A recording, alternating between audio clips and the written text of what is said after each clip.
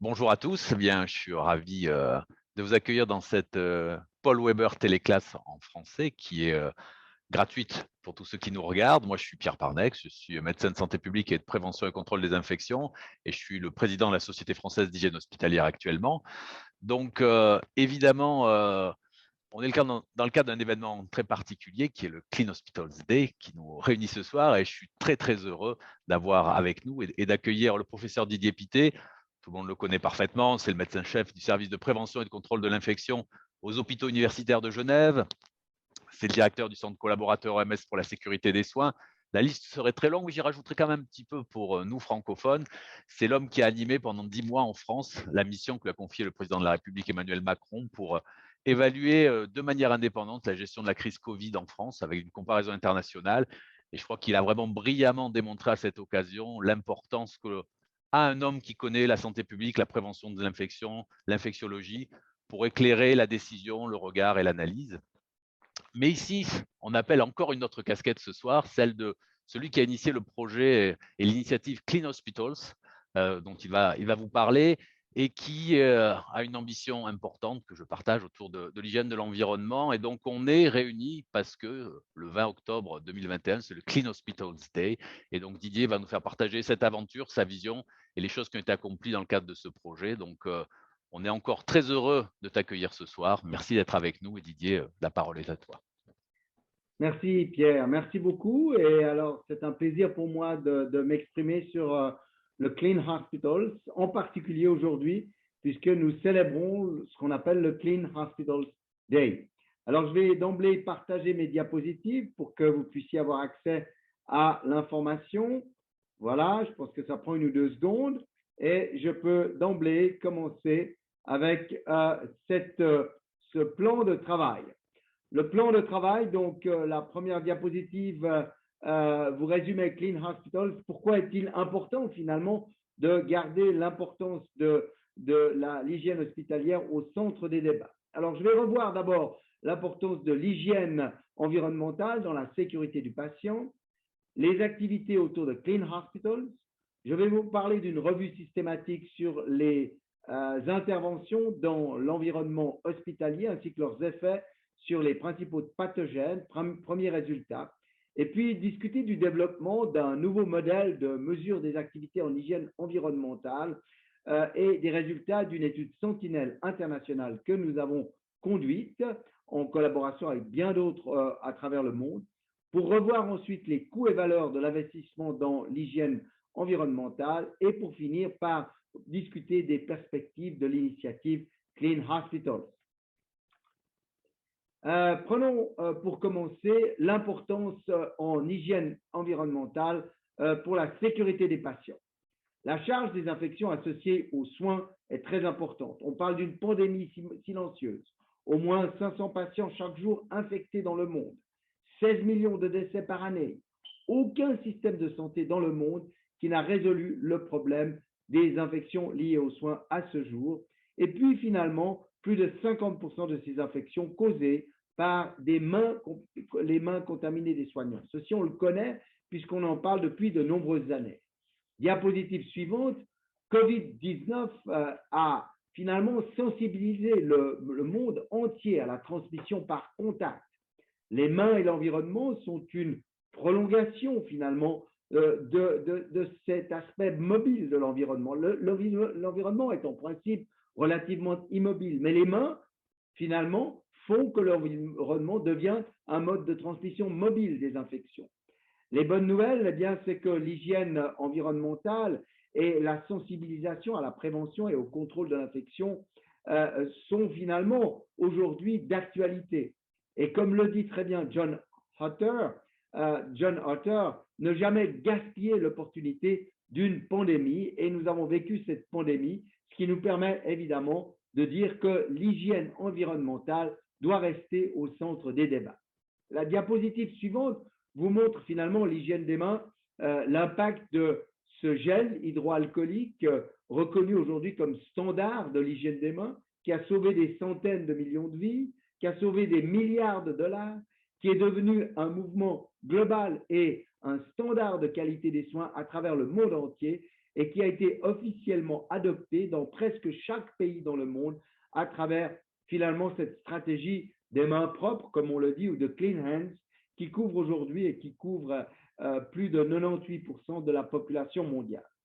La diapositive suivante vous rappelle qu'est-ce que la stratégie d'amélioration dite multimodale de l'hygiène des mains de l'OMS, qui est basée sur les directives de l'OMS pour les soins de qualité que nous avons établies et disséminées à partir de l'année 2009 dans le monde, et que composée de 5 éléments fondamentaux pour améliorer l'hygiène des mains dans les soins. Ces éléments sont rappelés ici, ils sont au nombre de 5: changement de système, formation et éducation, évaluation et restitution des résultats, rappel sur les lieux de travail et culture institutionnelle de la sécurité des soins.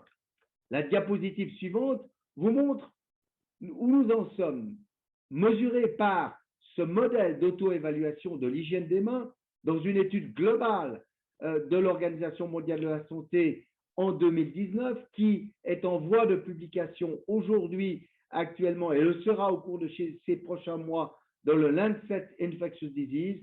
Vous voyez le niveau de mise en œuvre de l'hygiène des mains dans le monde par ce système d'auto-évaluation pour le changement de système qui se trouve aux alentours de 80 en médiane, pour la formation et l'éducation autour de 75 ou 75 en médiane, encore une fois, pour l'évaluation et la restitution des résultats qui se trouvent aux alentours de 68, puis des rappels sur les lieux de soins, pour finir par la culture institutionnelle de la sécurité des soins qui se trouve malheureusement autour de 55 à 60 seulement en médiane au travers le monde. Et je parle ici d'un nombre d'hôpitaux extrêmement large qui ont participé à cette évaluation. Lorsqu'on regarde ces données, on le sait au travers de ce mécanisme continu d'utilisation de ce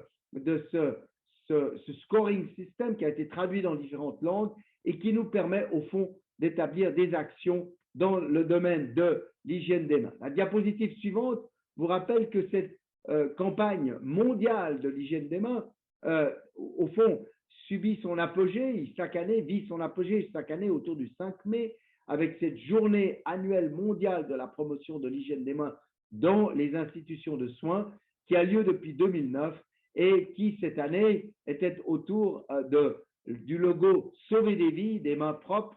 Vous voyez ce message pour les soignants: plus que jamais, nettoyez vos mains sur les lieux de soins. Message pour les spécialistes de la lutte anti-infectieuse: défendez l'hygiène des mains sur les lieux de soins et montrez l'exemple. Message pour les responsables d'établissement: garantissez la responsabilité des moyens pour l'hygiène des mains sur les lieux de soins. Message pour les décideurs: investissez dès maintenant pour garantir l'hygiène des mains pour tous. Message pour les patients et familles: participez à la promotion de l'hygiène des mains. Et message pour les vaccinateurs, puisque la vaccination contre Covid était en première ligne cette année: nettoyez vos mains avant et après, évidemment, le geste vaccinal. Tout le monde était concerné par cette campagne. Diapositive suivante. Et enfin, diapositive qui vous montre les posters avec les masques, les posters utilisés à travers le monde, qui ont été traduits, diapositive suivante, dans différentes langues, de manière à être utilisés très largement. Sur la diapositive suivante, vous voyez ici que si l'on résume ces 25 dernières années, elles ont finalement montré qu'un changement comportemental dans le domaine de l'hygiène des mains était possible, et que ce changement et que ces années ont servi de plan sur la manière de répliquer le modèle pour l'hygiène environnementale, utilisant une stratégie multimodale, une stratégie qu'il est nécessaire d'adapter pour bien l'adopter, et un modèle d'auto-évaluation et d'outils associés à cette stratégie qui permettent finalement de diffuser cette stratégie mondialement. La diapositive suivante est la diapositive qui nous montre comment nous progressons dans le plan de cette lecture pour aujourd'hui et qui vous résume Clean Hospitals activité. Diapositive suivante, les défis d'aujourd'hui. répétez ce mouvement global pour l'hygiène environnementale. Répétez donc ce mouvement global de l'hygiène des mains pour l'hygiène environnementale. Diapositive suivante. Quels sont les champs d'application ou les composants techniques importants à connaître dans le domaine de l'hygiène environnementale hospitalière? Eh bien, elles sont résumées rapidement. Gestion de l'eau, nettoyage des surfaces et désinfection, stérilisation et retraitement des dispositifs, gestion des déchets, gestion de l'air et finalement blanchisserie et prise en charge finalement tout ce que nous utilisons comme les draps, les linges et autres choses, bien sûr le matériel que nous réutilisons dans les hôpitaux. La diapositive suivante vous montre un autre domaine des champs d'application de l'hygiène environnementale, celui des composants humains de cette hygiène environnementale hospitalière. Le flux de travail qui est fondamental, le développement des carrières, la formation, la surveillance, les contrôles, et puis le rapport entre les coûts et la valeur d'une hygiène environnementale dirigée à la prévention du risque infectieux. La diapositive suivante vous montre le rôle de l'environnement dans la sécurité du patient par un examen rapide des preuves que nous allons discuter maintenant rapidement en passant à la diapositive suivante. Cette diapositive vous résume combien de temps les pathogènes nosocomiaux persistent-ils sur les surfaces inanimées, basé entre autres sur un article publié par Kramer et collaborateurs dans BMC Infectious Disease en 2006. Vous voyez ici des types de bactéries telles que l'Acinetobacter entre 3 jours et 5 mois, telles que Campylobacter jejuni jusqu'à 6 jours, telles que Corynebacterium, telles que Escherichia coli qui nous intéresse beaucoup, entre 1 heure et demie et 16 mois. Donc, comme vous le voyez, il y a d'autres organismes comme l'entérocoque, comme les Klebsiella, comme les Listeria et comme les Pseudomonas aeruginosa. Et comme vous le voyez, en fonction de différentes références, les durées de survie dans l'environnement de ces bactéries sont extrêmement variables.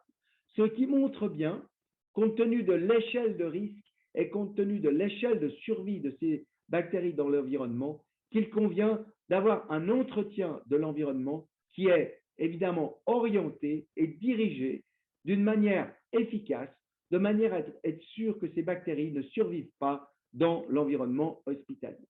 La diapositive suivante vous montre la relation entre la charge bactérienne et l'environnement environnemental, la charge bactérienne environnementale et les infections acquises à l'hôpital. Et comme vous le voyez, sur l'axe des X, dans lequel vous avez ce nombre de ce qu'on appelle des total hygiene failures, c'est-à-dire plus le nombre d'actes manqués dans le domaine de l'hygiène hospitalière est important, plus le nombre d'infections en réanimation croît en parallèle sur l'axe vertical. Ce qui montre bien cette relation directe entre tous les phénomènes liés à l'hygiène de l'environnement et le risque infectieux qui existe bel et bien en fonction de ces, en anglais, hygiene failure ou ces manques dans le domaine de l'hygiène hospitalière. La diapositive suivante vous montre le risque d'acquisition provenant des occupants précédant votre occupation ou l'occupation d'une chambre lorsque un micro-organisme était présent dans la salle ou lorsque un patient était contaminé avec un de ces micro-organismes. Et comme vous le voyez, et c'est facile à comprendre en regardant l'illustration qui se trouve sur la droite de votre diapositive, en fonction de différents micro-organismes, le temps et le risque finalement interviennent puisque le risque d'acquisition par le patient suivant du germe hospitalier, ici il s'agit de SARS, de MRSA, de ISBL, de VRE, d'entérocoque résistant à la vancomycine, de Clostridium difficile et autres. Et vous voyez que ce risque est bel et bien important en fonction du fait qu'un patient soit contaminé dans une salle de traitement avec finalement l'un de ces germes comme ceux discutés sur cette figure. La diapositive suivante vous résume finalement la situation par rapport à l'hygiène de l'environnement. Tout d'abord, il faut identifier les besoins. L'environnement hospitalier demeure une lacune majeure en prévention et contrôle de l'infection. Nous devons nous attaquer aux difficultés et au morcellement du terrain.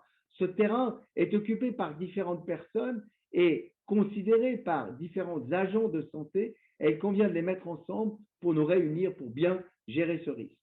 Le lancement officiel de Clean Hospitals a eu lieu au cours de l'événement Clean Hospitals en 2018 à Amsterdam et il convient maintenant de savoir à quel niveau nous en sommes avec cette initiative. La diapositive suivante vous rappelle qu'est-ce que Clean Hospitals. C'est en fait une coalition de partenaires internationaux qui travaillent explicitement à la promotion et au soutien de l'hygiène environnementale hospitalière par la conduite de recherche, de publications, la participation à des conférences et à des événements, ainsi que l'éducation et la formation et des groupes de travail spécialisés. Je vous encourage évidemment à aller sur notre site Clean Hospitals pour mieux comprendre l'étendue de ces activités, mais je vais les revoir rapidement avec vous aujourd'hui et je passe à la diapositive suivante. Clean Hospitals a réuni les universitaires et les industriels ensemble pour promouvoir la science et les mesures pratiques, ainsi que les solutions fondées sur les preuves, pour créer un réseau où les membres du projet peuvent échanger et collaborer, pour créer une plateforme permettant de mettre l'hygiène environnementale hospitalière sous les projecteurs, en quelque sorte, pour qu'au fond, on puisse discuter largement des activités dans ce domaine, afin que chacun et chacune se sentent concernés. La diapositive suivante résume notre mission, réduire la charge des infections liées aux soins de santé dans le monde entier en améliorant les pratiques d'hygiène environnementale. La diapositive suivante vous résume nos activités Clean Hospitals en chiffres en 2020. Ce fut une année très chargée malgré le Covid-19 que nous avons tous vécu. Nous avons réussi dans le domaine de Clean Hospitals de publier 9 articles revus en comité de lecture, d'autres publications, tenir des conférences en présentiel, 3 conférences, tenir des conférences à distance, participer à des téléclasses, notamment la téléclasse sur Covid and Fake News, qui a été associée à 38 000 participants lors de sa session conduite en direct, organiser un premier Global Clean Hospitals Day, rédiger un chapitre de livre, avoir plus d'une centaine de publications. Au cours du Clean Hospitals Day téléclasse, on avait 21 000 participants en direct et il y a eu ensuite 79 000 accès participants à la demande de cette activité. Et puis, nous avons mis à jour toute une série de publications brèves ou d'actualités sur le site web de Clean Hospitals. Donc, comme vous le voyez, l'année 2020 a été très chargée pour Clean Hospitals, malgré les activités liées à COVID-19. La diapositive suivante vous montre finalement les publications au cours des 2 dernières années de Clean Hospitals. Ici, vous avez une série de publications. La diapositive suivante vous montre d'autres publications. Et enfin, la 3e diapositive vous montre encore d'autres publications de Clean Hospitals au cours des 2 dernières années d'activité. La diapositive suivante vous parle de Clean Hospitals Day 2020, comme on en a parlé, avec des activités spécifiques liées à COVID-19, des vidéos, la Weber Teleclass dont j'ai parlé, les webinaires, la participation de l'industrie et les activités sur les réseaux sociaux. Et je vous encourage à accéder à notre site web cleanhospitals.com, cleanhospitals-day, pour avoir accès à ces activités. La diapositive suivante vous montre le programme de Clean Hospitals Days cette année, le 20 octobre, avec de 10h à 12h30 une activité au sein de la conférence Index 2020-21. En fait, où je donnerai une activité, une conférence et ensuite animerai modérerait finalement un symposium. Ensuite, nous avons le premier Clean Hospitals Digital Day. Et vraiment, je vous encourage tous à suivre ce Clean Hospitals Digital Day. Vous pouvez accéder à l'information en allant au cleanhospitals.com. Cela commence aujourd'hui, le 20 octobre à 13h30, de 13h30 à 18h, et je reviendrai sur le programme. Et puis à 19h30, je donnerai la Clean Hospitals Weber Teleclass en anglais cette fois-ci. Et comme vous l'aurez suivi en français, il ne sera pas nécessaire de la suivre en anglais. Diapositive suivante vous montre ce qu'est Index, finalement le plus grand lieu de rencontre mondial pour le marché du textile non tissé, avec, comme je vous l'ai dit, un séminaire de 10h à 10h45, et puis un consortium d'innovation que je modérerai de 10h45 à 12h30. Pour ceux intéressés, vous trouvez sur ce diapositive l'adresse du site web. La diapositive suivante vous montre le programme du premier Clean Hospitals Digital Day, le 20 octobre 2021, que j'introduirai et qui ensuite verra plusieurs aspects de discussion que je discuterai ensuite. Session 1, ensuite une pause, une session 2, ensuite une pause et une visite de stand virtuel, de même qu'en parallèle, une présentation par SCT de produits dans le domaine, une session sponsorisée par Saraya de 60 minutes, et ensuite, à nouveau, une troisième session. Je vais à la diapositive suivante pour vous détailler le programme avec ce discours d'ouverture. Ensuite, une session consacrée au nettoyage et à la désinfection dans les établissements de santé, modérée par Alexandra Peters avec Oyan Osadian, David Colfi. Une session numéro 2 modérée par Pierre Parnet, the European Tiered Approach for Viricide Efficacy Testing, donc une session consacrée à l'efficacité virucide, pour ensuite une live discussion avec SCT, How Data-Driven Solutions Support Better Hand Hygiene and Efficiency in Healthcare Cleaning, puis ensuite un symposium organisé par Saraya sur l'hygiène des mains, pour finir par une discussion en groupe COVID et Healthcare Associated Environmental Hygiene Perspective pour le futur, qui seront discutés largement. Ensuite, le Clean Hospitals Day par Saraya, dont vous avez ici les détails, qui sera entièrement consacré à l'hygiène des mains, comme vous le voyez sur ce programme. La diapositive suivante figure le deuxième Clean Hospitals Day, que je vous recommande, qui aura lieu le 7 décembre 2021, avec un programme qui seront les leçons à tirer de l'étude REACH, avec ceux qui ont publié l'étude REACH, comme vous le voyez largement discuté sur cette diapositive, et ensuite le traitement de l'air et la purification de l'air. On aura une revue systématique de l'évidence, ensuite discussion de l'effectiveness des air cleaners for removal of virus-containing respiratory droplets, et puis une troisième session qui sera destinée à discuter la promotion de Sustainable Innovation in the Field of Healthcare Environmental Hygiene.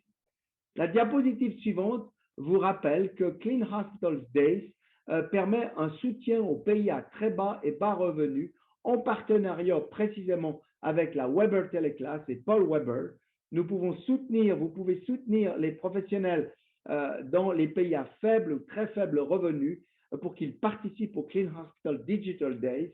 Le financement pour chaque compagnie est de l'ordre de 2 000 €. Et on peut imaginer des financements individuels également si cela vous intéresse à titre individuel, et des conditions spéciales pour les pays à revenus moyens. La base de données actuelle comprend plus de 100 000 prestataires de soins de santé dans les pays les moins favorisés, et il est important de les soutenir. Diapositive suivante. Profitons de remercier nos sponsors pour le First Clean Hospitals Digital Days, qui sont B. Brown, SCT et Saraya, que je remercie en passant. La diapositive suivante vous montre quelques posters que nous avons développés dans le contexte du projet Clean Hospitals Days, et vous pouvez les adapter à vos propres besoins, et vous pourrez encourager la discussion avec les responsables du personnel propreté, hygiène de l'environnement dans vos hôpitaux en utilisant ces posters. Je vais les passer rapidement. Diapositive suivante. Vous voyez un poster qui vous montre les zones à risque dans le domaine de l'hygiène hospitalière, qui sont ici résumées en différentes couleurs, avec une pyramide qui vous résume les activités et peut-être le fait qu'il faille entretenir l'environnement différemment en fonction des zones à risque. La diapositive suivante vous montre un des posters qui est utilisé pour la transmission dans le domaine de l'hygiène, dans le domaine hospitalier, le fameux triangle entre le patient, le pathogène et l'environnement.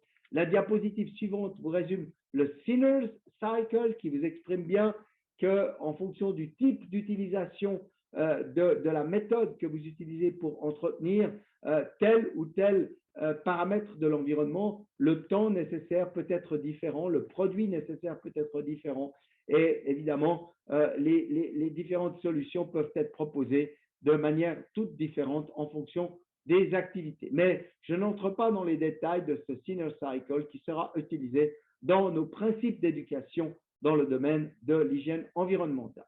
La diapositive suivante revient sur le plan de ma présentation, puisque je passe maintenant à l'étape suivante, qui est la revue systématique sur les interventions dans l'environnement hospitalier, ainsi que leurs effets sur les principaux pathogènes. Et je vais vous montrer maintenant les premiers résultats. Alors, les hôpitaux plus propres sont-ils vraiment plus sûrs? Et pourquoi réaliser une revue systématique sur cette question? C'est une question importante. Diapositive suivante, les mains contaminées sont à l'origine d'au moins 50% des infections nosocomiales, mais le pourcentage restant demeure encore mal documenté. Peu d'études de qualité établissent le lien entre les interventions en hygiène hospitalière et la réduction de la colonisation des patients ou des infections associées aux soins. L'hygiène de l'environnement hospitalier est un domaine souvent négligé et les établissements de santé tendent à ne pas investir suffisamment dans l'hygiène environnementale. Bien qu'il y ait de nombreuses raisons à cela, l'une d'entre elles est le manque de littérature sur le rôle que joue l'hygiène environnementale dans la sécurité des patients. La diapositive suivante vous montre quelques éléments de notre étude en parlant de dessin d'études et de méthode. En termes d'outcome primaire, nous avons établi une comparaison de la mesure de la colonisation du patient ou de l'infection liée aux soins par rapport à une ligne de base. En termes d'outcome secondaire, nous avons regardé la réduction de la charge biologique environnementale. Les bases de données utilisées étaient PubMed et Web Science et les articles ont tous été regardés jusqu'au 30 décembre 2019. Nous avons donc exclu la période de la pandémie Covid. Il est important de rappeler que parmi nos critères d'exclusion se situaient les études strictement conduites in vivo, les mesures d'outcome qui étaient différentes, l'intervention d'hygiène des mains conduite en parallèle parce qu'évidemment, elles ont un impact très important sur les résultats, les phénomènes épidémiques et puis les reconstructions et structures hospitalières, puisque vous savez que lorsque l'on reconstruit un hôpital, typiquement, on trouve moins d'infections tout au début, mais le phénomène ne dure pas et donc nous pensions important de les exclure. La diapositive suivante vous montre le Prisma Flow Chart que nous avons établi. Nous avons démarré avec pratiquement 1000 études et rapidement, en revoyant les études et les critères d'exclusion, nous sommes tombés sur au total 26 études sélectionnées pour cette revue systématique. La diapositive suivante vous montre les résultats généraux de notre étude. En termes d'outcome primaire, la plupart des interventions ont montré une réduction de la colonisation et de l'infection. 88% des études ont montré une diminution de la colonisation ou de l'infection associée aux soins pour au moins un des organismes testés. 58% des études ont montré une diminution significative de la colonisation de l'infection associée aux soins pour les micro-organismes testés. 42% des études étaient de moins de bonne qualité selon le système de cotation que nous avons utilisé. 81% des interventions étaient recommandées par les auteurs. Souvent, les études n'avaient pas la puissance statistique suffisante pour mesurer des réductions significatives. En termes d'outcomes secondaires, toutes les études qui ont analysé la charge microbienne ont montré une réduction de cette charge. Diapositive suivante, Les informations extraites dans les études étaient très nombreuses, non pas dans les détails, mais vous voyez, elles sont listées sur cette diapositive. Diapositive suivante, quid de la qualité. Les études de haute qualité sont rares. 5 sur 6 étaient des essais cliniques randomisés, 6 sur 26 disposaient réellement d'un contrôle. Il est difficile d'adapter le score pour juger de la qualité. En absence fréquente de contrôle, l'utilisation des contrôles indirects et les études qui n'ont souvent pas été conçues pour évaluer la colonisation ou l'infection ont été considérées dans notre score qui finalement évalue 5 éléments. Le dessin d'étude, la taille de l'échantillon, le contrôle, le fait d'avoir un contrôle ou non, les facteurs de confusion, ainsi que les problèmes liés au rapport, incluant les conflits d'intérêts. Chaque fois, nous avons donné entre 0 et 4 points, 20 points au maximum, et les notes donnaient des lettres de A à D, chaque lettre valant 4 points. Ainsi, le score n'est pas destiné à d'autres fins que son utilisation dans cette revue actuelle. Diapositive suivante, les micro-organismes, les succès des interventions dépendaient en partie des microbes étudiés et du succès de la propagation des microbes spécifiques dans l'environnement. Et les micro-organismes les plus étudiés, dans les 26 études retenues, 13 ont été observés pour ce qui est de l'impact de l'intervention sur le staphylocoque doré et sur le MRSA, 17 sur l'impact d'une intervention sur le Clostridium difficile et 12 l'impact d'une observation sur les VRE, donc sur les entérocoques résistants, multirésistants. La diapositive suivante vous montre un examen approfondi des interventions par micro-organismes. Au terme de résultats, les études de niveau A et B seulement ont été utilisées. Elles disposaient toutes d'un contrôle. Elles ont examiné les 3 micro-organismes en question et elles ont été organisées par intervention spécifique pour chaque micro-organisme. 5 études en tout ont été retenues en fonction de ces différents critères. Et la diapositive suivante vous montre ces 5 études. La diapositive n'est pas faite pour être lue en détail, mais il s'agit des études de Ray et al. En 2007, de Boyce pour les facteurs humains, de Boyce et al. En 2017 pour les facteurs chimiques, et de Mitchell, Anderson et Wilcox en 2019, 2017 et 2003 respectivement pour les facteurs d'études de type Bendel, puisque ces études étudient au fond un ensemble d'éléments, comme vous le voyez sur cette diapositive. La diapositive suivante vous résume les interventions efficaces sur Clostridium difficile publiées par les différents auteurs. Les 5 différentes études ont finalement regardé pour Clostridium difficile. Vous avez à droite les effets des interventions qui sont en fait efficaces et vous avez dans la 3e colonne le type d'intervention, que ce soit une intervention globale, une intervention nécessitant l'approche par l'hypochlorite, par l'hydroxyperoxène, par une approche d'entraînement et de feedback ou par les rayons UV. Donc vous voyez des interventions très différentes, mais toutes avec un certain degré d'efficacité. Sur la diapositive suivante, vous voyez les interventions sur le staphylocoque doré qui sont au fond là l'objet de 3 études différentes, mais de 5 interventions différentes. Et il est important de voir que nous avons un terme d'efficacité différent dans chacun de ces éléments. Et puis, dernière étude, intervention sur l'entérocoque multirésistant, basée encore une fois sur 3 études différentes et 5 types d'interventions différentes. Vous voyez un taux d'efficacité différent. La diapositive suivante vous résume les résultats globaux des études de haute qualité sur les micro-organismes pathogènes les plus habituellement désignés, Staph doré, Clostridium difficile et entérocoque résistant. Vous voyez que l'hétérogénéité est très importante, que chaque intervention n'a été testée qu'une seule fois par micro-organisme et qu'il est impossible de conduire une méta-analyse dans le domaine.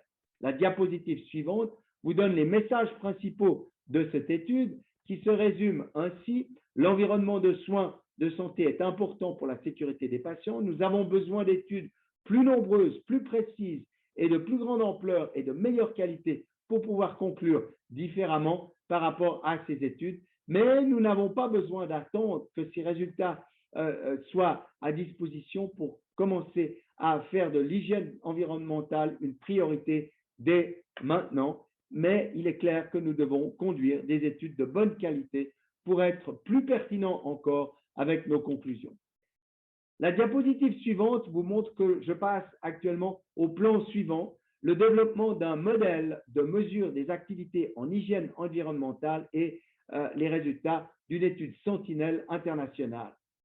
La diapositive suivante vous dit où allons-nous. Le modèle d'auto-évaluation de l'hygiène environnementale hospitalière est important. Dans le cadre théorique et la stratégie d'amélioration multimodale de l'OMS pour la promotion de l'hygiène des mains. Elle est utilisée depuis 2009.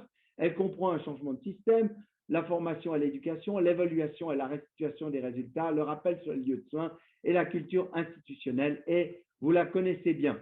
La diapositive suivante vous montre que l'idée du concept de l'outil développé pour l'hygiène des mains montre que les institutions peuvent s'améliorer au cours du temps et qu'il ne s'agit pas de démarrer avec un niveau prédéfini, que toutes peuvent s'améliorer et que ce modèle d'auto-évaluation de l'hygiène environnementale doit être mis en place. La diapositive suivante vous montre nos méthodes. Nous avons envoyé un questionnaire en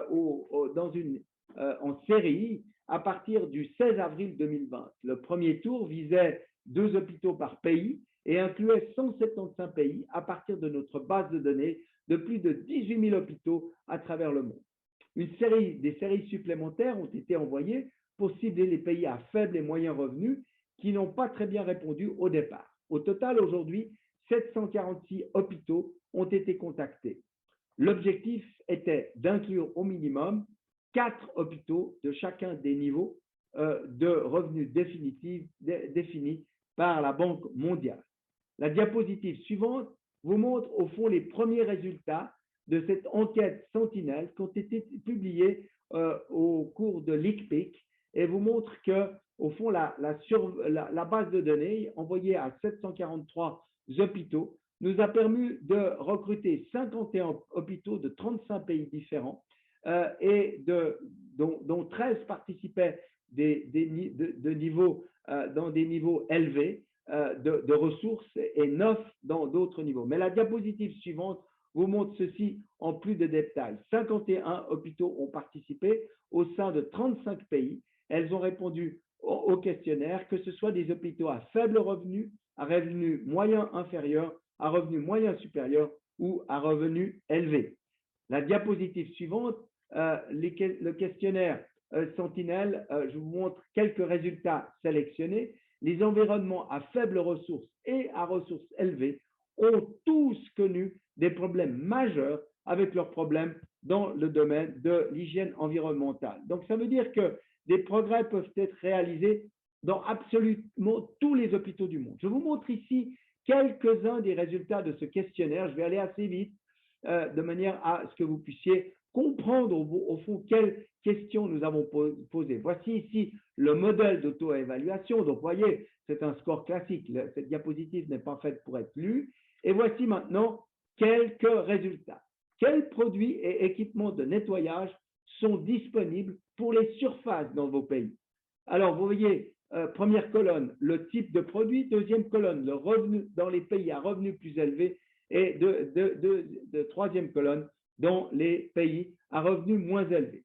En matière de détergents, avez-vous des détergents disponibles? 70% versus 86%. L'eau de Javel ou le désinfectant à base de chlore est-il utilisé dans les pays à revenus élevés? 74%. Dans les pays modestes, 93%. Le produit qui combine à la fois un détergent et un désinfectant, en avez-vous à disposition? Le désinfectant à base d'ammonium quaternaire, les lingettes, les chiffons pour les mains. Vous voyez, les résultats diffèrent en fonction des revenus des hôpitaux dans les pays à revenus plus élevés comparativement aux hôpitaux dans les revenus moins élevés, etc. Vous voyez des systèmes de balayage sans eau, 17% dans les revenus plus élevés, 29% dans les pays en voie de développement. Les éponges, les machines de nettoyage, les machines de désinfection UV. Vous voyez qu'il n'y en a pas dans les pays en voie de développement, alors qu'il y a 48% des hôpitaux dans les revenus à revenus plus élevés qui en disposent. Machines de désinfection au peroxyde d'hydrogène gazeux, seuls 30% des hôpitaux dans les pays à ressources élevées contre aucun dans les pays à ressources minimales. La diapositive suivante vous montre un même exemple pour quels sont les équipements disponibles pour la stérilisation. Équipements pour la stérilisation chimique des instruments, 82% versus 28%. Produits pour la stérilisation chimique des instruments, 82% versus 36%. Équipements pour la stérilisation thermique des instruments, 82 versus 100%. Produits pour la stérilisation thermique, 78 versus 43%. Bien que certaines fournitures soient disponibles, notre hôpital ne peut pas effectuer une stérilisation adéquate car l'équipement n'est pas en bon état de fonctionnement. 9% dans les pays à revenus élevés versus 43% dans les pays à revenus inférieurs. La stérilisation est externalisée dans 13% des pays à revenus élevés, dans 0% des pays à revenus inférieurs. Et une stérilisation adéquate n'est pas disponible dans 4% des hôpitaux à revenus élevés versus finalement 21% des hôpitaux à revenus inférieurs. Et dans quelques cas, les répondeurs ne connaissaient pas la réponse. La diapositive suivante vous montre quels équipements ou preuves pour la qualité et le contrôle de l'eau. 91% eau propre dans les revenus élevés, 57% dans les revenus inférieurs. Eau courante, 78% dans les hôpitaux à revenus plus élevés, dans les pays à revenus plus élevés, et 86% dans les hôpitaux à revenus inférieurs. Filtration supplémentaire de l'eau, si nécessaire, 78% dans les hôpitaux dans les pays à revenus élevés versus 21% dans les hôpitaux dans les pays à revenus inférieurs. Diapositive suivante, quels sont les équipements disponibles pour l'air, le contrôle de l'air, les fenêtres qui peuvent être ouvertes, vous voyez que c'est un élément important. Les systèmes de ventilation sont disponibles dans 96% des hôpitaux à revenus plus élevés, alors qu'ils ne sont disponibles que dans 50% à revenus inférieurs. La filtration, HEPA-filtration aux endroits nécessaires, 87% dans les pays, dans les hôpitaux à revenus plus élevés, alors que seulement un hôpital sur 5 dans les pays à revenus inférieurs n'en disposait. Autre système de filtration d'air disponible dans 13% des pays à revenus élevés versus 7% dans les pays à revenus inférieurs. Diapositive suivante, quels équipements systèmes sont nécessaires, sont disponibles pour la gestion des déchets? Alors, vous voyez ces différences, elles sont nettes pour certains éléments, les récipients, les séparations des déchets, les machines à broyer, les services de collecte de déchets, le recyclage, les décharges ouvertes à moins de 100 mètres de l'hôpital, etc., etc. Vous voyez qu'il y a des grosses différences en fonction des différents endroits dans notre système, dans nos différents systèmes de santé. La diapositive suivante, votre hôpital a-t-il des protocoles différents pour les zones à risque différentes? Les protocoles d'hygiène hospitalière ne varient pas d'une zone à l'autre dans 4% des secteurs versus 14%. Certains protocoles sont adaptés aux zones à haut risque telles que les salles d'opération, 13% versus 57%. Tous les protocoles d'hygiène de l'environnement des soins sont adaptés à chaque zone à risque, 83 versus 29%. Vous voyez qu'il y a encore des grandes différences à établir et à bien comprendre au sein de ces différents hôpitaux. La diapositive suivante vous montre quel type de formation le personnel des services propreté et hygiène ou hygiène de l'environnement reçoit-il. Eh bien, il reçoit des informations en salle de classe, des informations sur les lieux de travail, des e-learning, des manuels qui sont à disposition.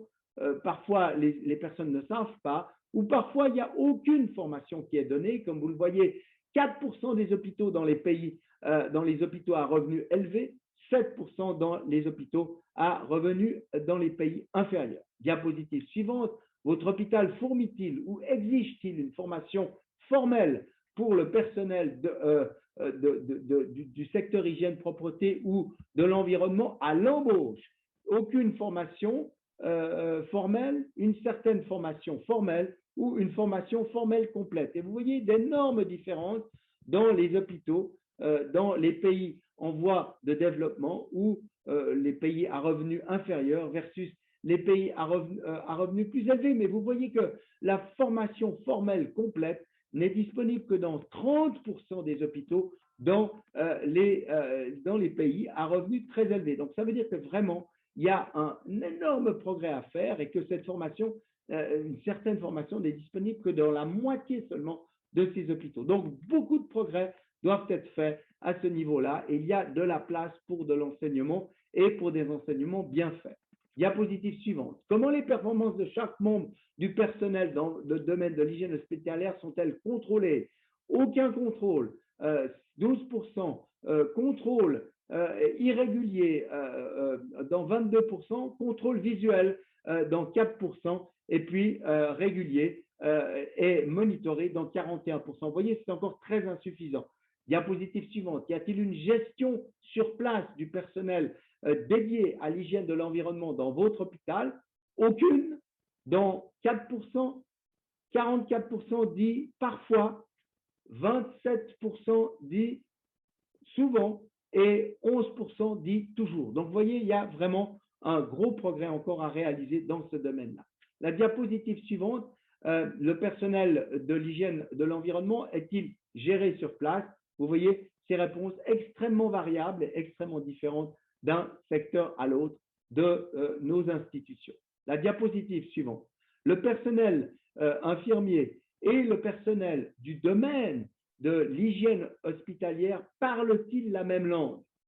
Ça, c'est une question importante. Vous voyez, la réponse est non dans les pays en voie de développement, dans un faible pourcentage de cas, mais beaucoup plus élevé, oui, dans les pays et dans les hôpitaux, dans différents endroits autour du monde. Donc, il est très important de réaliser que très souvent, le personnel ne parle pas la même langue lorsqu'il se parle entre le personnel hospitalier et le personnel infirmier qui doit pourtant collaborer en permanence dans le domaine de l'hygiène hospitalière. La diapositive suivante vous montre que nous sommes aujourd'hui en phase de validation de l'outil dont je viens de vous parler, c'est-à-dire que cet outil destiné à quantifier les activités dans le domaine de l'hygiène hospitalière, nous sommes en train de le tester et de le valider. Il a été maintenant testé dans 5 hôpitaux de notre réseau à différents niveaux géographiques et de ressources. Aux hôpitaux universitaires de Genève, les Hugues, au centre hospitalier universitaire de Bordeaux, chez Pierre Parnet, à Imperial College à Londres, à l'hôpital universitaire Baskent d'Istanbul, ainsi qu'à l'hôpital de Kuala Lumpur, et il l'est éventuellement dans d'autres hôpitaux aujourd'hui. Nous avons utilisé les commentaires et les détails que nos collègues nous ont fournis dans ces hôpitaux pour travailler également avec nos partenaires dans le domaine de Clean Hospitals pour améliorer et valider l'outil afin qu'il soit prêt pour une utilisation à large échelle. La diapositive suivante est celle qui vous montre que je passe à l'élément suivant de ma discussion d'aujourd'hui, de manière à ce que nous puissions investir tous ensemble. Il s'agit de la question des coûts et valeurs de l'investissement dans le domaine de l'hygiène hospitalière. La diapositive suivante vous montre une diapositive très simple qui vous résume en matière de coûts et valeurs la chose suivante. Une petite épidémie peut finalement coûter plus d'1 million d'euros ou d'1 million de dollars ou d'1 million de nos francs. Et ceci est résumé très bien dans 2 publications que je vous encourage à aller accéder. Vous avez ici les adresses des sites sur lesquels vous pouvez accéder à ces publications qui vous résument bien le coût et la valeur de l'investissement dans le domaine de l'hygiène hospitalière. La diapositive suivante vous résume comment les hôpitaux peuvent-ils faire face faire face finalement aux demandes dans le domaine de l'hygiène hospitalière ou faire des économies dans ce domaine-là. C'est important car les économies en hygiène environnementale sont clés. Vous pouvez apprendre à décider quels éléments nécessitent quel niveau de nettoyage. On le dit, nous avons préparé cette année des posters destinés à bien le démontrer. On ne nettoie pas chaque élément de l'institution de la même manière. il convient de revoir quels secteurs, quels SAR, quels éléments nécessitent un investissement particulier dans le domaine de l'hygiène hospitalière et de l'hygiène environnementale. Il convient de calculer le coût et le rapport entre le coût et le bénéfice d'investir dans le domaine de l'hygiène environnementale au sein de chaque institution. Il convient de garder le personnel responsable de l'hygiène hospitalière et de l'hygiène environnementale le plus longtemps possible, de l'éduquer et de le motiver à faire un travail non seulement intéressant, mais motivant de manière à ce qu'il soit fait de la manière la plus différenciée et la plus qualitative possible. Il convient de décider si des machines sophistiquées ou de haute technologie sont nécessaires ou non dans le domaine de l'hygiène environnementale. C'est extrêmement important de manière à bien investir aux bons endroits. La diapositive suivante est celle qui me permet de passer au plan suivant de ma discussion d'aujourd'hui pour revoir ensemble les perspectives de l'initiative Clean Hospitals. La diapositive suivante vous résume le programme de recherche actuel.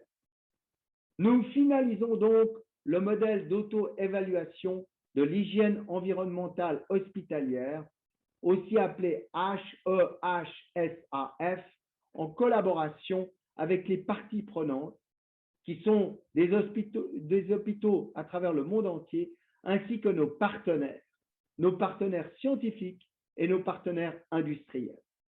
Nous mettons en œuvre le framework, il s'appelle en anglais le Healthcare Environmental Hygiene Self-Assessment Framework, comme un outil mondial destiné à moyen et à long terme de mesurer les activités dans le domaine de l'hygiène environnementale, de les quantifier et évidemment de lancer des programmes de manière à améliorer ce score ou ce framework, comme on l'appelle, qui au fond est un outil que nous mesurerons au cours du temps de manière à bien mesurer les progrès réalisés dans le domaine de l'hygiène environnementale. Nous développons des outils et les mettons à la disposition des institutions pour traiter tous les éléments de ce scoring, de ce framework pour lesquels ces institutions ont besoin d'aide. Nous tenons à pouvoir aider toutes les institutions à travers le monde à faire des progrès dans le domaine des activités liées à l'hygiène de l'environnement et finalement à mesurer ces progrès, à développer de nouveaux outils, à comprendre pourquoi on utilise certains outils dans certaines situations ou dans certaines autres, et au fond, à mesurer ensuite le rapport coût-efficacité de ces outils. Nous allons poursuivre et nous poursuivons le développement d'un modèle, un modèle qu'on appelle un modèle transposable, c'est-à-dire que le modèle peut être utilisé dans tous les hôpitaux et qui conduira les hôpitaux à l'excellence en matière d'hygiène environnementale hospitalière. Nous allons continuer à promouvoir de larges études interventionnelles, multisites, pour évaluer l'efficacité et le rapport coût-efficacité finalement des interventions dans le domaine de l'hygiène environnementale. La diapositive suivante vous montre le but d'un modèle transposable. Comment comprendre que les meilleurs programmes d'hygiène environnementale fonctionnent dans le monde entier? Comment faire que ces modèles puissent être transposés dans le monde entier dans des contextes de ressources et de cultures très différents? Identifier et développer les thèmes universels à soutenir et à améliorer dans le domaine de l'hygiène environnementale. Développer des outils et des ressources pour améliorer l'hygiène de l'environnement dans les établissements de soins de santé sur la base de modèles à l'étranger et de modèles nationaux et développer chaque partie prenante de manière à ce que les Clean Hospitals deviennent finalement une entreprise mondiale d'interaction et d'échanges internationaux. Tester le modèle transposable et le valider dans différents contextes de soins de santé et développer des critères d'excellence dans le domaine. Organiser des programmes de type Train the Trainers dans les centres d'excellence à travers le monde dans le domaine de l'hygiène environnementale. La diapositive suivante vous propose mes conclusions. L'hygiène environnementale est une discipline qui mérite d'être largement reconnue car elle participe à la sécurité des soins aux patients. Elle comprend de nombreux éléments qui doivent faire l'objet d'une approche multidisciplinaire. L'initiative Clean Hospitals a été développée selon le modèle Clean Hands qui a largement fait ses preuves mondialement. L'évidence suggère que de nouvelles études dont le dessin et la conduite sont à améliorer doivent être conduites sous l'égide des scientifiques et des partenaires industriels. Le modèle d'auto-évaluation des prestations en hygiène environnementale est en voie d'élaboration pour une utilisation globale qui sera associée à des progrès à très large échelle. Le rapport coût-efficacité de l'hygiène environnementale doit être une constante de recherche dans le domaine afin de mobiliser les décideurs. La diapositive suivante vous montre les partenaires du programme Clean Hospitals. Je tiens à dire que d'autres partenaires sont évidemment les bienvenus, mais je tiens à remercier aussi les partenaires de Clean Hospitals pour leur engagement dans cette démarche nouvelle et finalement innovatrice, mais qui repart et reprend les bases de l'environnement, de l'hygiène de l'environnement, tout en les revoyant et en acceptant de conduire de la recherche et des interventions afin que nos interventions soient toujours basées sur l'évidence et continuent de démontrer leur efficacité. La diapositive suivante vous donne le site Clean Hospitals qui, au fond, est le site qui vous expliquera toutes nos activités et sur lequel vous pourrez accéder à toutes les informations nécessaires, à la fois pour aujourd'hui le Clean Hospitals Days, pour les Clean Hospitals Digital Days qui ont lieu aujourd'hui et auront lieu le 7 décembre, ainsi que pour les activités que nous conduisons dans le contexte de ce projet. Voilà, je conclus là ma présentation. Je vais arrêter de partager mes diapositives de manière à pouvoir m'entretenir à nouveau avec mon ami Pierre Parnet. Merci beaucoup Didier pour ce magistral tour d'horizon de l'hygiène environnementale.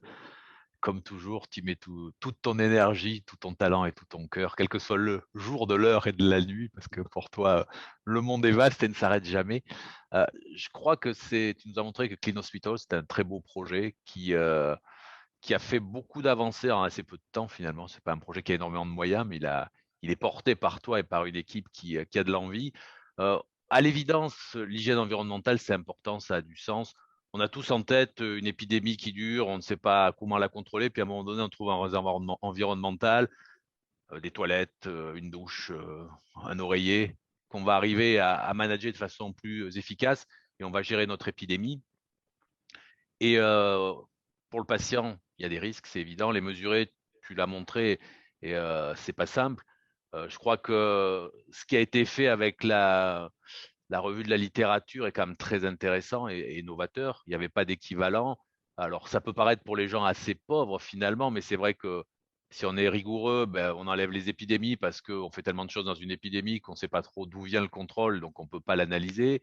On enlève évidemment, c'est un peu ta faute, hein, toutes les études où il y a de l'hygiène des mains dans l'intervention, parce que c'est le plus efficace. C'est évidemment pas toujours appliqué complètement, mais c'est très efficace. Et il nous reste quelques études, comme tu l'as vu, comme tu l'as dit, disparates, mais qui montrent quand même qu'il y a des interventions qui sont très efficaces et qu'il y a de la belle science aussi. Hein. Tu as parlé de l'étude Rich de Mitchell et les Australiens. Elle sera présentée en détail dans le deuxième Digital Day du 7 décembre. Si ça vous intéresse, n'hésitez pas à venir écouter. C'est quand même quelque chose de nouveau par la qualité et par l'intérêt que portent ces travaux qu'on aimerait voir plus nombreux. Mais je crois qu'on voit qu'il y a beaucoup de choses qui sont en place. L'outil d'auto-évaluation, ben, tu l'as porté avec l'OMS pour l'hygiène des mains. On voit déjà qu'il y a quand même, sur un petit échantillon, des choses très intéressantes qui ressortent, des disparités fantastiques dans le monde. que même si on a peu de moyens, mais finalement, en termes de formation, on fait aussi bien que les pays qui ont beaucoup de moyens. Donc les moyens, ça sert, mais c'est pas tout. Qu'il y a quand même des zones inquiétantes autour du traitement du matériel et de la stérilisation. Alors, on l'a pas complètement attaqué à Clean Hospitals, mais ça sera un élément. Là, il faut quand même des moyens, mais il ne faut pas que ça. Il faut de la volonté, il faut de la rigueur, il faut de la formation. Donc, il y a un champ énorme. On ne parle pas des déchets. Enfin, il y a vraiment beaucoup, beaucoup de choses qui sont devant nous. Alors, en plus, on est heureux parce que tu ouvres ce Clean Hospitals Day 2021 en français. Donc, après, il y aura beaucoup d'anglais, mais les francophones ont la primeur. Donc, c'est très chouette. Et bah, je crois qu'il faut continuer à partager, à avancer. Je sais pas, moi, je suis assez optimiste sur l'avenir de ce projet. Je ne sais pas quelle est ta vision, mais je pense qu'il y a beaucoup de choses à faire et d'avancer encore à concrétiser. Écoute, merci Pierre pour tes commentaires et pour ce que tu viens de dire. Oui, moi je suis extrêmement optimiste pour ce projet parce que malgré tout, il y a quand même des moyens qui sont mis dans tous les hôpitaux pour ces activités liées à l'hygiène environnementale.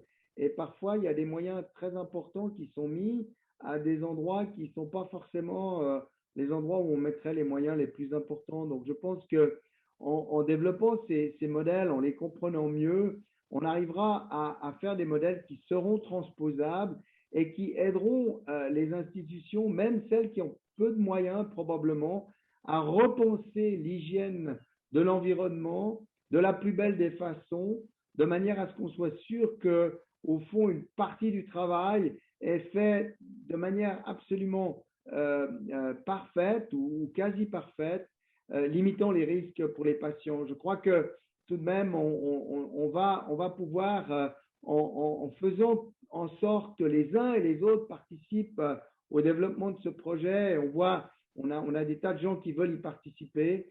On aura les meilleurs, bien entendu, on aura les meilleurs, et qu'en ayant les meilleurs qui donnent le meilleur d'eux-mêmes, on aura certainement les moyens de donner beaucoup et de donner beaucoup d'outils à ceux qui seront prêts à les utiliser. Je pense qu'en travaillant ensemble et en faisant fructifier nos intelligences collectives, on arrive à beaucoup.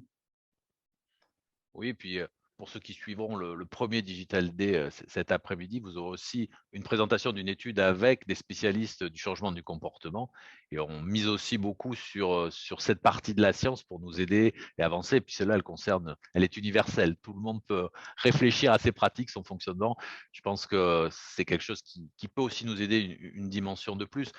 C'est vrai qu'on se dit qu'il y a énormément de choses à partager ensemble. C'est l'initiative du Clean Hospital Day. Donc, n'hésitez pas à partager sur les réseaux sociaux, utilisez les hashtags qu'on vous propose. Hashtag Clean Hospital Day, c'est le plus simple.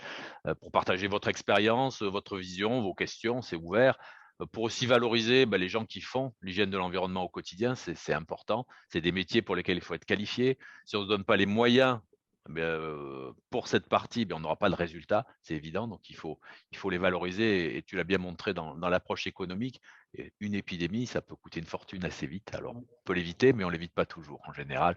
Et donc, ça, je crois que c'est bien d'échanger autour de ça, puis de continuer à suivre ce qu'on fait, suivre l'expérience, et puis continuer à avancer avec nous. Donc, à nouveau, je te remercie beaucoup d'avoir pris pas mal de temps, donné de l'énergie, même si tu en as beaucoup, on t'en consomme beaucoup pour ce projet. Puis vivez votre Clean Hospitals Day, participez au Digital Day parce qu'ils sont vraiment scientifiquement de haute qualité si vous le pouvez.